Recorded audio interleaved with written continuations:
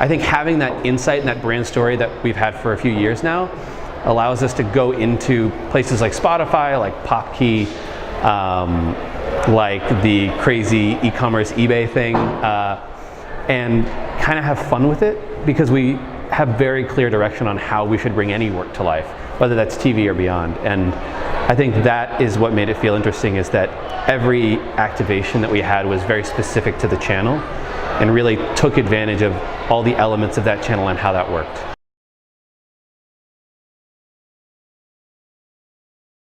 I mean, it worked because we wanted to like reimagine the brand for another 75 years and losing penetration with millennials. So like looked at, well, who do millennials look up to? Who interests them really? Who's relevant to them, if you want to use that term? And that's why we landed on somebody like Zedd in the EDM category. And from a partnership standpoint, it wasn't just us handing off a song, lyrics and everything composed, and just saying like, okay, just sing this, Aloe, or anything like that. We went to Zedd and Aloe and we said, we have these lyrics from the Candyman song, that's a part of our history, but we want you to bring it to life in a way that makes sense for you. I mean, if you're partnering with a creator or an artist, and it's going to be something bigger than just like handing off a brief to an influencer, I think it's, you know, useful to say, okay, well, what assets do they have? Are they a distribution channel on their own?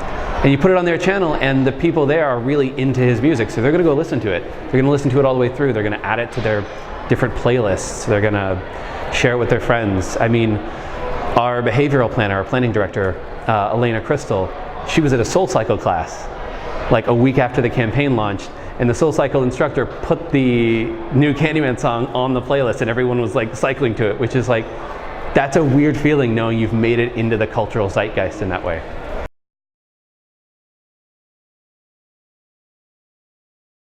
I mean, I know at Mars it's really important for us to bring media and creative together. It's a huge focus for us. We've sort of changed our whole planning process to incorporate both media, creative, and even things like shopper earlier and earlier into the process, so that every time a piece of creative is made or a media partnership is struck, that all agencies have input, and what comes out of it is something that really works for whatever platform or partnership. And I think that from a creative agency standpoint, what it really hopefully says that we're willing to, you know, make that leap as well. We're willing to like sit in on those media meetings and figure out, like, look through media plans and say, hey, we think this is really awesome, can we do this? Or even make suggestions, so to speak, sometimes just like, hey, we'd really like to do something on this platform, how can we make that work within our plan? And I think building campaigns like that is gonna be, it's gonna be table stakes. It should be table stakes now, and it's going to be table stakes soon.